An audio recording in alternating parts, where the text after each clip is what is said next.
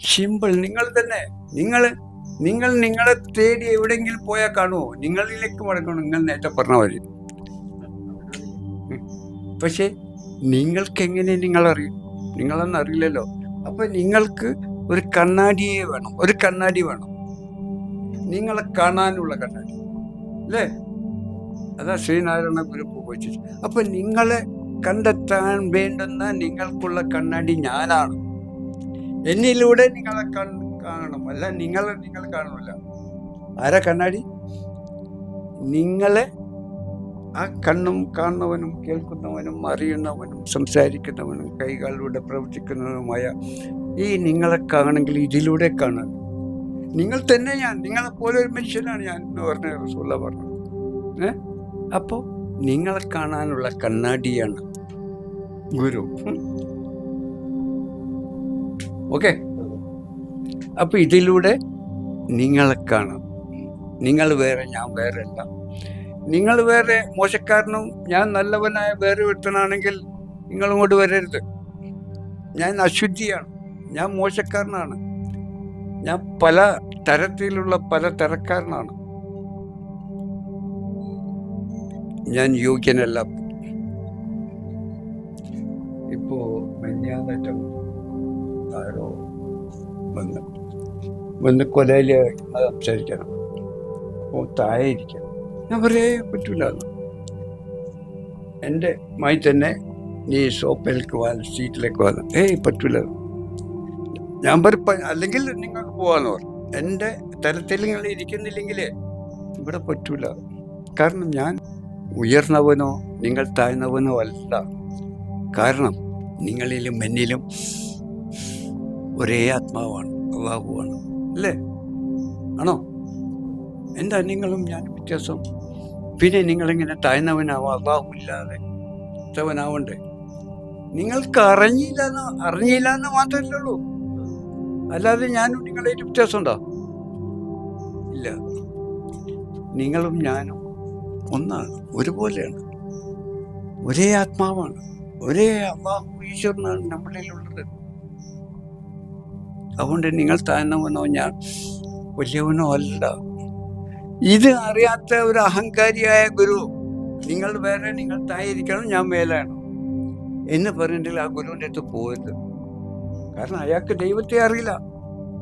അയാൾക്ക് ദൈവത്തെ അല്ല, അള്ളാഹുവിനല്ല, ഈശ്വരനെ അറിയില്ല. അയാൾ ഉയർന്നവനാണ്, നിങ്ങളെല്ലാം താഴ്ന്നവനുമാണെന്ന് പറയുകയാണെങ്കിൽ നിങ്ങൾക്ക് യാഥാർത്ഥ്യത്തെ അറിയാത്തത് കൊണ്ടാണ് നിങ്ങൾ അറിയുന്നവൻ്റെ അടുത്ത് വരുന്നത്. അല്ലേ? അറിയാത്ത നിങ്ങൾ അറിയുന്ന ദൈവത്തിൻ്റെ ഈശ്വരൻ്റെ തലത്തിലേക്ക് ഉയർത്തി കൊണ്ടുവരാനാണ് ഞാൻ ഇരിക്കുന്നത്.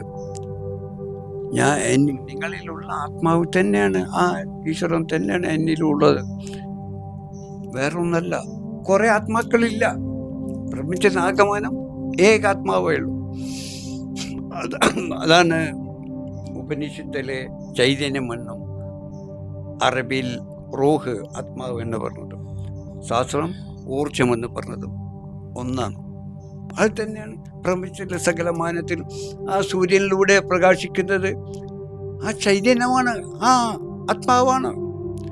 സൂര്യനില്ല.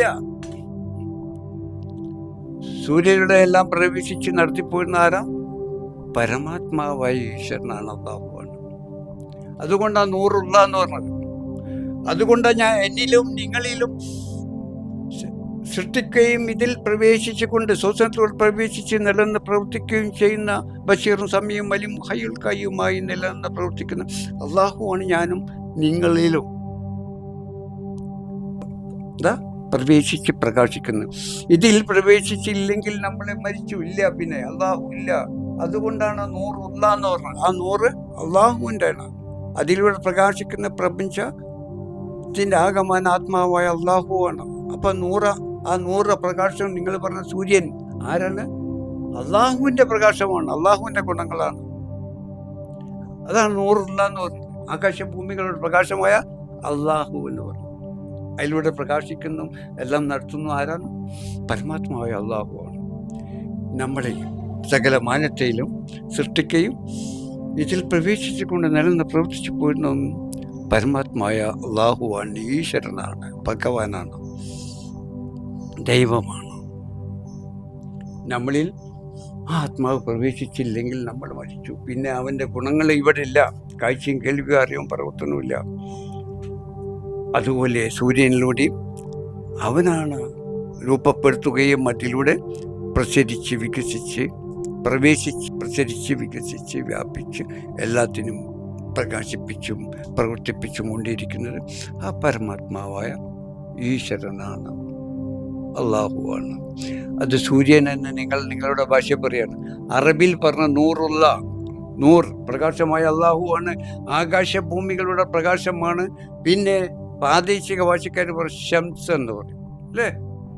ഷംസാണ്. ഉപനിഷത്ത് പറയും ജ്യോതിയാണ്. ജ്യോതി എന്ന് പറഞ്ഞാൽ എന്താ?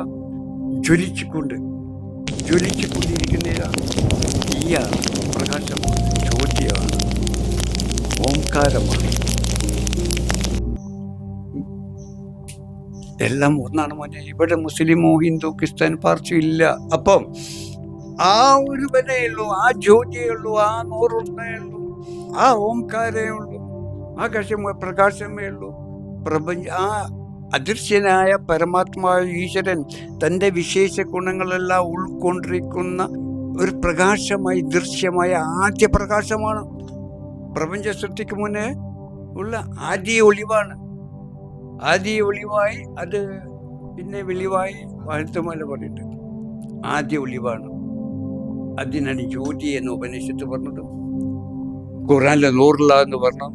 ബുദ്ധനും പറഞ്ഞ് നിങ്ങളുടെ പ്രകാശത്തെ കണ്ടെത്തുക. എല്ലാ മതങ്ങളും ദൈവങ്ങളും ആ പ്രകാശത്തെയാണ് കണ്ടെത്താൻ പറഞ്ഞത്.